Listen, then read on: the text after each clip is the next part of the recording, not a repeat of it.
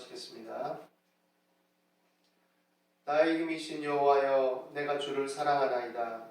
여호와는 나의 반석이시요 나의 요새시요 나를 건지시는 이시요 나의 하나님이시요 내가 그 안에 피할 나의 바위시요 나의 방패시요 나의 구원의 뿌리시요 나의 산성이시로다. 내가 찬송받으실 여호와께 아뢰리니 내 원수들에게서 구원을 얻으리로다.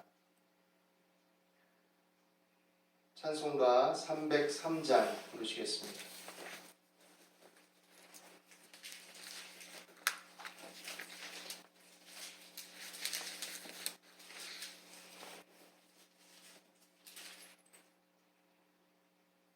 날 위하여 십자가에 중한 고통 받으사 대신 죽은 주 예수의 사랑하신 은혜여 보배로운 피를 흘려 영영 죽을 죄에서 구속함을 받은 우리 어찌 찬양 안 할까.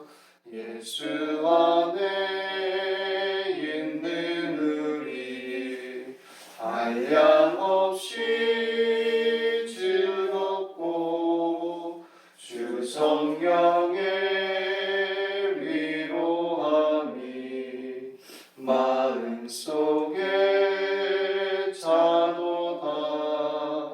천국 음악 소리 같은 은혜로운 그 말씀 끊임없이 듣는 우리 어찌 찬양 안 할까. 이 세상의 모진 풍파 쉬지 않고 불어도 주님 안에 보호받는 우리 마음 편하다. 늘 깨어서 기도하고 저 천국을 바라며 주님만을 기다리니 어찌 찬양 안 할까. 기도하겠습니다. 사랑과 은혜가 풍성하신 하나님, 오늘도 우리 가운데 함께 하시고 이 시간에도 우리가 주 안에 서로 교통하며 성령의 하나 되게 하심을 따라 예배할 수 있도록 인도하여 주심을 감사합니다.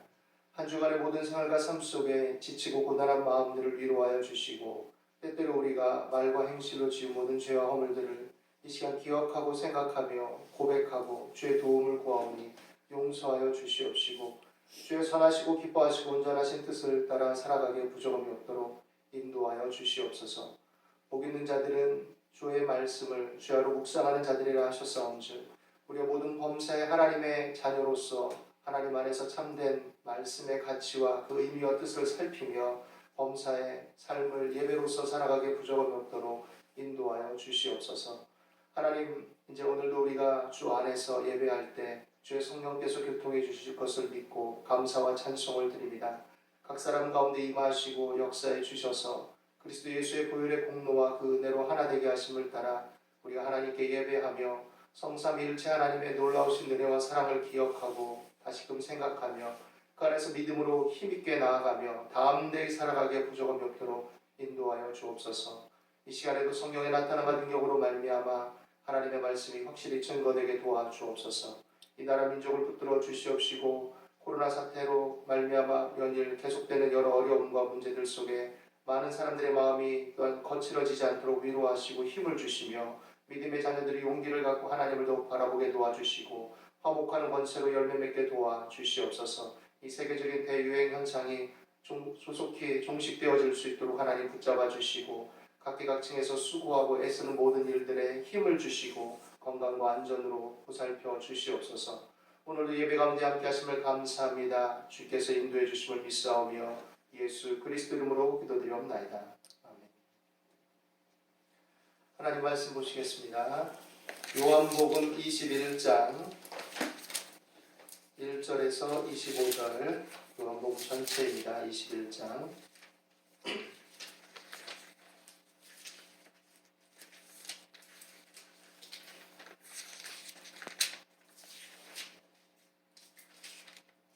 요한복음 21장 1절에서 25절 같이 읽겠습니다.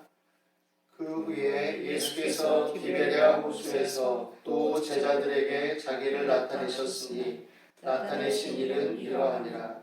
시몬 베드로와 디두모라 하는 도마와 갈릴리 가나 사람 나다나엘과 세베대의 아들들과 또 다른 제자 둘이 함께 있더니 시몬 베드로가 나는 물고기 잡으러 가노라 하니 그들이 우리도 함께 가겠다 하고 나가서 배에 올랐으나 그날 밤에 아무것도 잡지 못하였더니 날이 새어갈 때 예수께서 바닷가에 서셨으나 제자들이 예수이신 줄 알지 못하는지라. 예수께서 이르시되 얘들아 너희에게 고기가 있느냐 대답하되 없나이다. 이르시되 그물을 배 오른편에 던지라 그리하면 잡으리라 하시니 이에 던졌더니 물고기가 많아 그물을 둘 수 없더라. 예수께서 사랑하시는 그 제자가 베드로에게 이르되 주님이시라 하니 시몬 베드로가 걷고 있다가 주님이라 하는 말을 듣고 겉옷을 두른 후에 바다로 뛰어내리더라. 다른 제자들은 육지에서 거리가 불과 한 50칸쯤 되므로 작은 배를 타고 물고기 든 그물을 끌고 와서 육지에 올라오니 숯불이 있는데 그 위에 생선이 놓였고 떡도 있더라.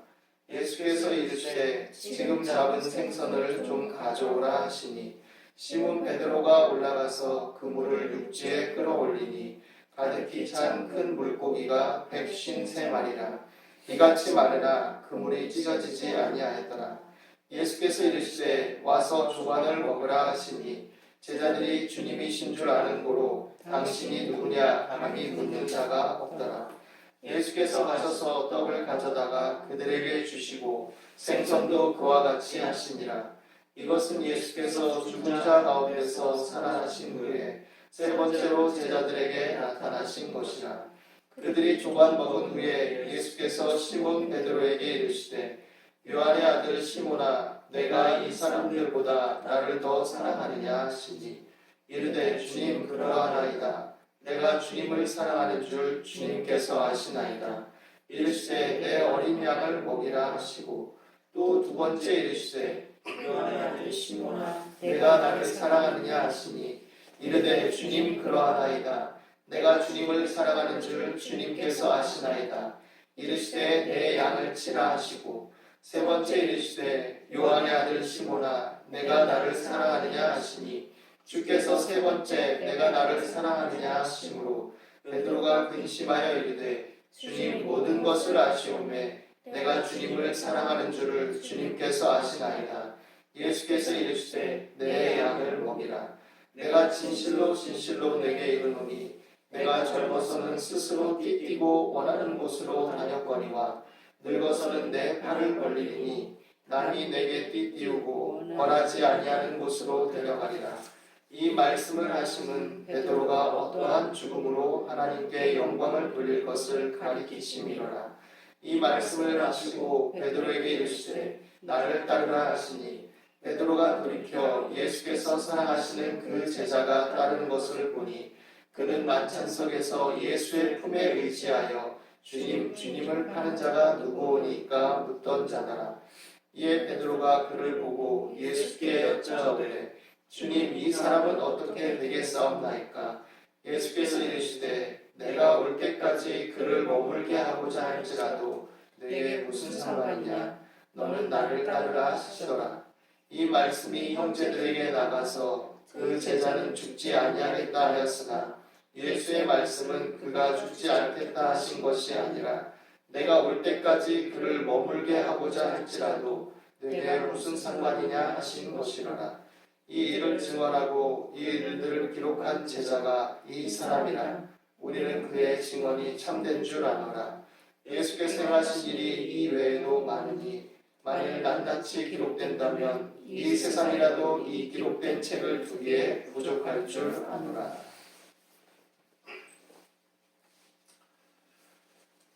우리가 잘 알고 있는 이야기 중에 하나이고 또 베드로와 관련된 유명한 또 이야기이기도 합니다. 오늘 이 말씀을 읽으면서 생각할 때 저는 실패를 딛고 일어설 수 있는 길이 무엇인가 라는 주제를 한번 생각해 보게 되었습니다. 사람이 살아가면서 자신이 뭔가 확신하고 또 추후에 의심의 여지도 없이 틀림없다고 여기던 그런 생각들, 그런 소신 속에 진행하던 일들, 또 사업들, 다양하게 벌이던 계획 속의 일들, 이런 것들이 있을 수 있습니다. 또 한편으로는 존재를 걸고 또는 모든 힘을 기울여서 매진하던 것들이 있을 수도 있습니다. 그런데 이런 것들이 계속 지속되면 좋겠지만 때때로 그렇게 추구하던 것들이 그럴 수 없을 것이라고 여기던 것들이 때로는 무너져 버릴 때가 있고 한계에 직면할 때가 있고 흔들릴 때가 있고 또 실패할 때가 있습니다. 어찌 보면 이 예수님의 제자들도 그러한 경험을 한 사람들이다라고 할 수 있을 것입니다. 그들이 대망하던 메시아를 만나게 되었고 또 메시아로서 이스라엘을 해방할 자로 확실하게 여겼고 그들이 3년 반의 예수님의 공생의 기간 동안에 동고동락했을 때 예수님이 하신 말씀과 또 보이신 일들을 통해서 그들은 추후의 의심의 여지도 없이 확신할 수밖에 없었다라고 여겨집니다. 그리고 죽는 데까지 나아가겠다라고 담대하게 또 소신껏 얘기하기도 하였고 그것은 거짓이 아닌 정말로 진실된 마음에서 우러난 말이었을 것입니다. 그런데 예수님께서 자신들의 어떤 기대와 달리 십자가를 향해 묵묵히 나아가셨습니다. 그리고 십자가를 지셨습니다. 물과 피를 다 쏟으시고 그들의 앞에서 죽으셨습니다. 이것은 모든 많은 사람들이 본 사건이고 역사적인 현장의 실존적인 사건이었던 것입니다. 이 일은 제자들에게 큰 충격이었습니다. 그리고 그로 인해서 그들은 낙심하고 염려하며 괴로워하고 또 회의에 빠지고 또 앞으로 어떻게 살아가야 될 것인가, 무슨 일을 해야 될 것인가 라는 혼란에 빠지게 했을 것입니다.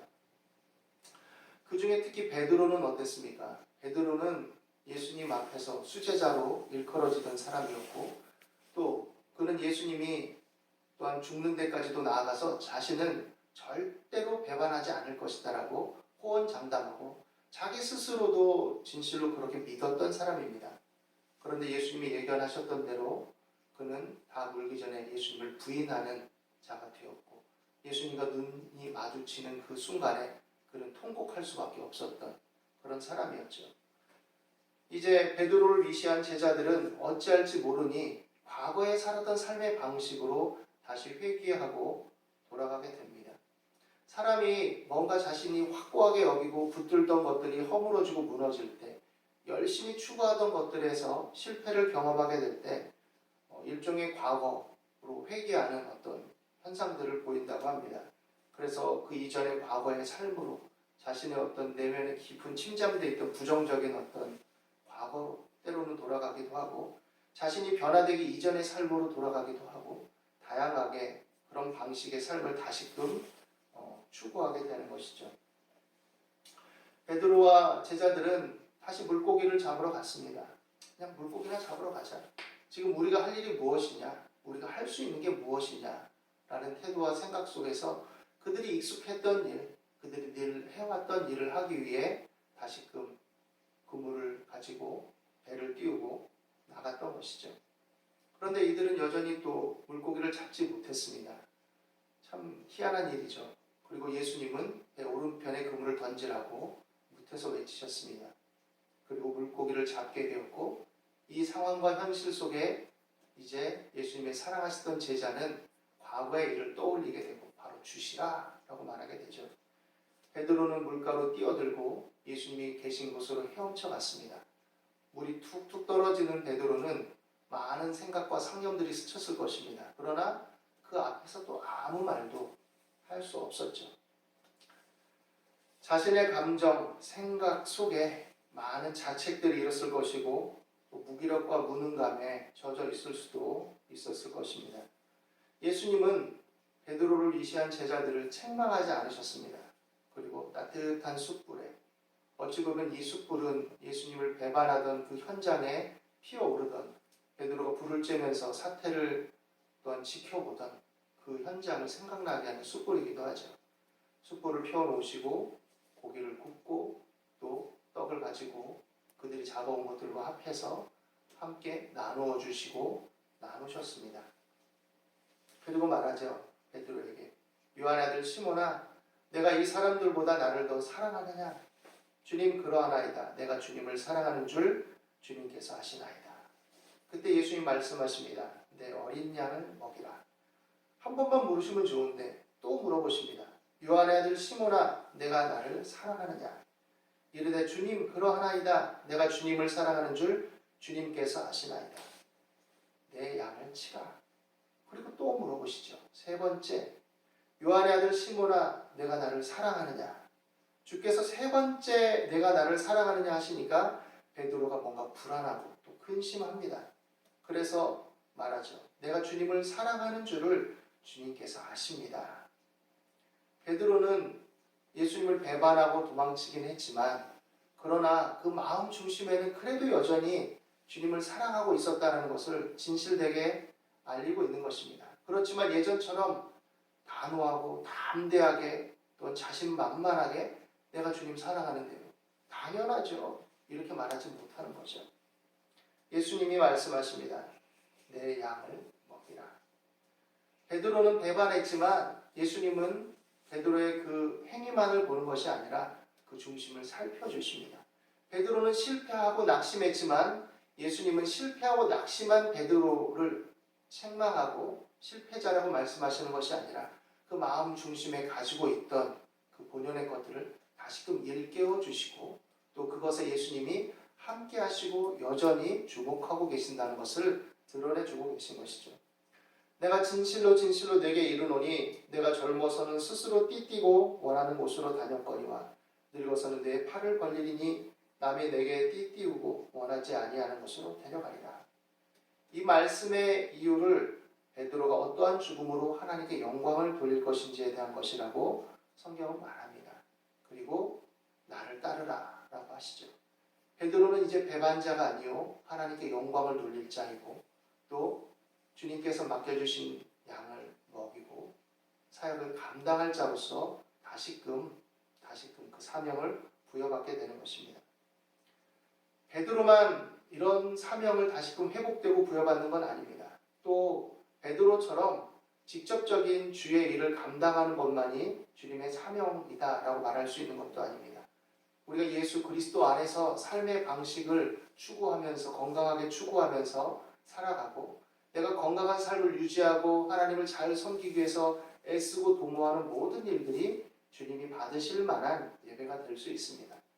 우리가 삶의 방식을 여러 가지 다양성 속에서 추구하고 살아갈 때 그것의 최종 목적과 목표는 하나님의 기뻐하심을 따라 열매 맺는 일이어야 되고 하나님께 영광 돌리는 길이어야 된다는 것을 믿음의 자녀들은 다 공감하고 인식하고 동의할 것입니다. 그러나 세상은 우리가 그렇게 삶을 추구하고 살아간다 할지라도 또 믿음의 자녀들이라 할지라도 때때로 실패할 때가 있다는 얘기죠. 넘어질 때가 있고 실수할 때가 있고 또 절대로 그렇지 않을 것이라고 생각했는데 이게 어찌된 일인지 정말 존재적인 흔들림처럼 다가오는 어려움과 고난과 무너짐이 때때로 다가오기도 하는 것이죠. 그리고 그때에 우리는 자신의 생각과 감정에 휘말리게 되고 자책하기도 하고 또 이유를 알지 못함으로써 방황하기도 합니다. 이러한 현실적인 어려움과 고난에서 우리가 일어날 수 있는 길은 어디에 있습니까? 우리가 믿음 안에서 삶을 다시금 회복하고 건강한 삶을 추구하며 내 일상이 예배가 되도록 이 세상에 뿌리박고 살지만 여전히 주님 나라를 대망하면서 다시금 자신의 삶을 끌어일으킬 수 있는 힘이 어디에 있을까요? 그것은 바로 주의 말씀을 다시 붙드는 겁니다. 베드로가 하나님의 말씀에 의지함으로써 자신의 상태를 인식하고 자신의 정체성을 다시금 되뇌이며 그 안에 믿음을 합하고 화답하였기 때문에 그 실존적인 만남과 실존적인 말씀의 조우 앞에서 그는 다시금 전진하고 일어설 수 있게 된 것입니다. 어떻게 보면 믿음이 없이 이러한 말들을 들을 때는 공허한 말이 될 수 있고 그것이 무슨 의미가 있냐라고 할 수 있을지도 모릅니다. 때때로 마음이 너무 낙심되어질 때 이 말에 정신적으로는 동의할지 모르지만 때때로 이 무기력함 속에서 그렇지만 하고 또 되뇌일 수밖에 없을 때도 있을 것입니다. 그럼에도 불구하고 그 마음을 우리는 불러일으켜야 됩니다. 그럼에도 불구하고 주의 말씀을 다시금 되뇌이며 하나님의 약속의 말씀을 붙들고 기도함으로써 일어서야 됩니다.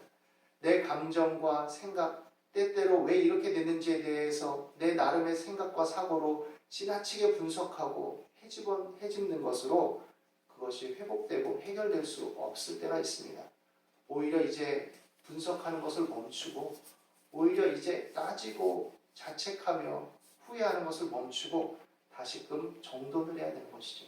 그리고 하나님의 말씀을 붙들어야 됩니다. 나는 실패했지만 주님께서 다가오셔서 네가 나를 사랑하느냐? 나도 너를 사랑한다. 네가 나를 사랑하느냐? 나도 너를 사랑한다. 네가 나를 사랑하느냐? 나도 너를 사랑한다. 네가 그 사랑의 힘이 붙여서 때때로 어렵고 힘들어 넘어지고 자책하고 실패할 수 있을지 모르지만 그 마음을 내가 알므로 나는 너를 사랑한다. 그리고 내가 다시 내게 힘을 줄 테니 주어진 자리에서 현실에서 묵묵히 일어서라. 내가 도와주마 라고 말씀하시는 것이죠. 때때로 이 실패의 시절을 지내고 때때로 어려운 시절을 지내고 때때로 고난을 겪을 때가 있지만 그때 우리는 다시금 주님을 따를 결심을 해야 됩니다. 기도해야 됩니다. 주의 말씀을 붙들어야 됩니다.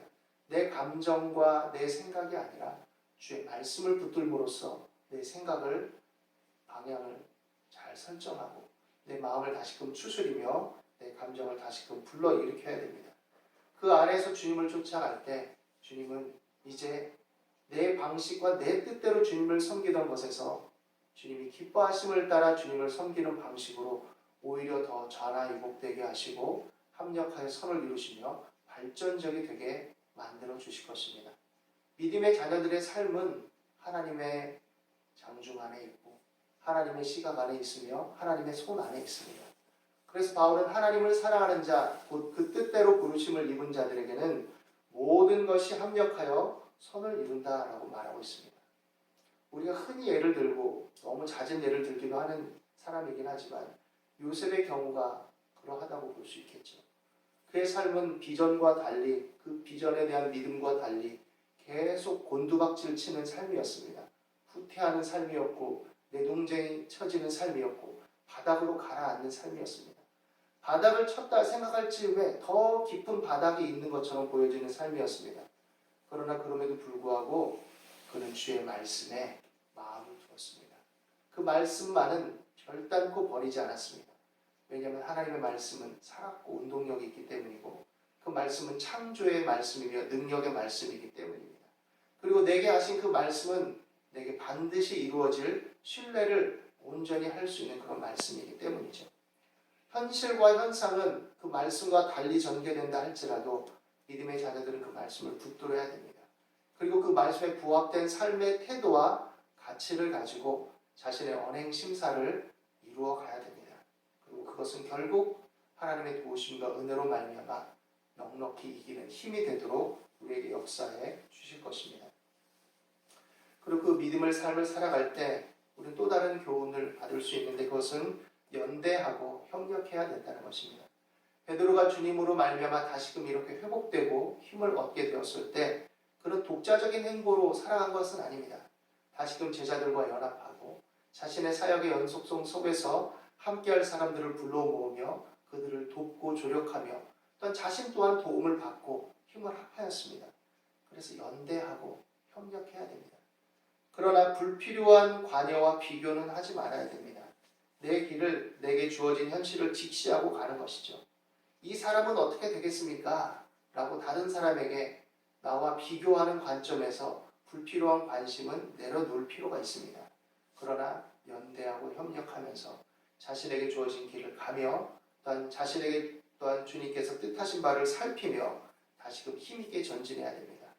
그렇게 실패를 딛고 주님의 말씀으로 일어설 때 내가 하는 사업이, 내가 하는 공부가, 내가 하는 여러 일이, 내가 도모하는 여러 계획과 방편들이 이제는 내 뜻, 내 생각, 내 관점으로 하나님을 섬기는 것이 아니라 하나님의 뜻 안에서 하나님을 영화롭게 하는 관점으로서 이루어가는 복된 예배의 행위가 되며 하나님이 기뻐하시는 삶으로 전환되어질 수 있는 것입니다. 오늘 이 말씀 안에서 다시금 힘을 얻는 저와 여러분들이 되기를 바랍니다. 여러 가지 어려움과 힘겨운 상황들이 전개된다 할지라도 하나님의 자녀들은 결코 실패하지 않는다라는 믿음을 갖게 되기를 바랍니다. 때때로 현실 속에서 넘어지고 자빠질 때 내가 하나님보다 더 중요하게 여겼던 것은 무엇일까? 내가 하나님보다 더 앞세웠던 것들은 무엇일까? 하나님의 일이라고 생각하며 해왔는데 그러나 하나님의 일과 하나님을 빙자해서 나의 욕망과 나의 이기적인 욕심을 채우는 것은 아니었는가? 내 자아를 섬기고 있는 것은 아니었는가? 살펴볼 필요가 있을 것입니다. 물론 이 몇 마디 말로써 이해할 수 없는 복잡한 상황에 처해 있다고 느끼는 사람도 있을 것입니다. 그러나 그럼에도 불구하고 그 모든 복잡한 실타래를 푸는 길은 주의 말씀의 명료함으로 다가가고 그 말씀을 붙들고 기도하면서 주의 인도함을 따라 주어진 현실을 직시하며 그 현실 속에서 다시금 발걸음을 옮기면서 주님을 따라가는 것입니다. 그럴 때 주님께서 양을 먹이게 하시고 양을 치게 하시고 그 일을 성취하게 하시며 주님을 영화롭게 하는 삶으로 이끌어 주실 것입니다. 오늘 이 말씀이 저 여러분들에게 위로가 되고 힘이 되며 능력이 되는 말씀이 되기를 예수님의 이름으로 간절히 축복하고 기원합니다. 기도하겠습니다. 하나님 아버지, 오늘도 우리 가운데 함께 하심을 감사합니다. 우리는 약하고 부족하며 흔들리고 떨리기 쉽습니다. 그러나 주의 말씀으로 우리를 붙드심을 믿습니다.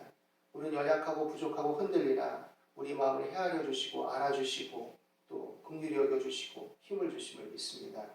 우리 마음이 변치 않도록 붙들어 주시고 주의 약속하신 말씀을 붙들게 하여 주시고 하나님을 앙망하며 담대히 전진하는 삶이 될 수 있도록 인도하여 주시옵소서.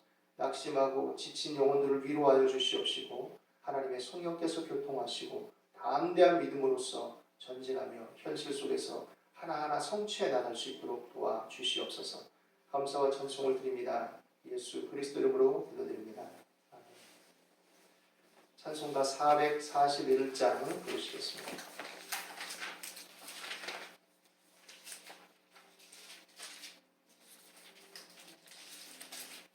441장입니다.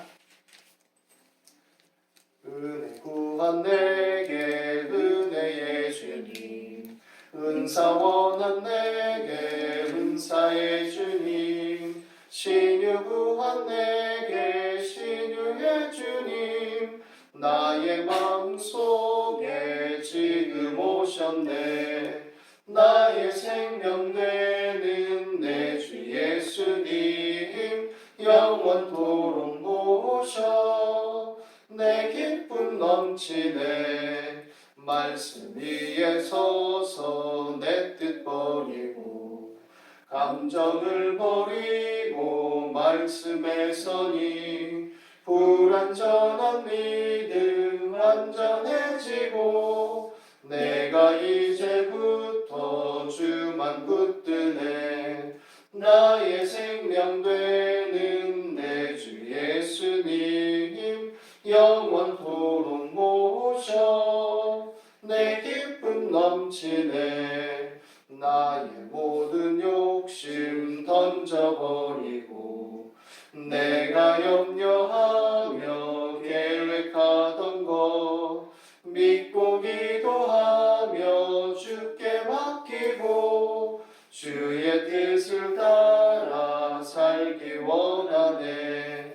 나의 생명 되는 내 주 예수님, 영원토록 모셔 내 기쁨 넘치네. 믿음으로 닻을 주께 던지고 끊임없이 주를 찬송하면서 저는 나를 위해 일해왔으나 이제 주만 위해 힘써 일하리.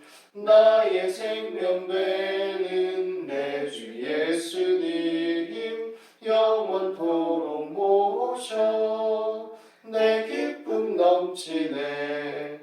나의 소망 되는 구주 예수님 이 세상에 다시 강림하겠네.